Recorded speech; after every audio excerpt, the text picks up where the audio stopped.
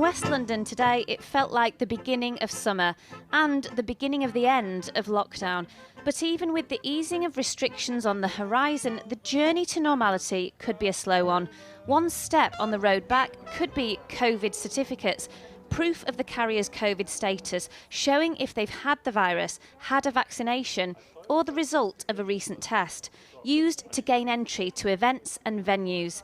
Government-backed trials will begin within weeks, but similar technology is already being used across the hospitality industry to keep staff safe and in work. I think once you get over the stigma of putting something up your nose, which is quite unpleasant, but once you get used to doing that, then actually the passport element of it is incredibly easy to use. It's literally a scan process.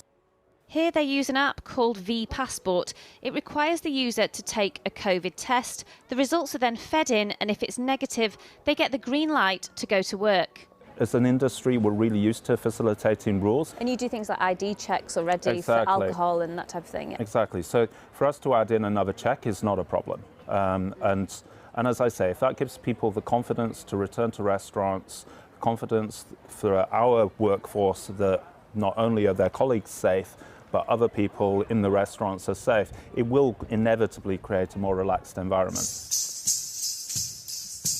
Going back to the theatre could also require a COVID certificate.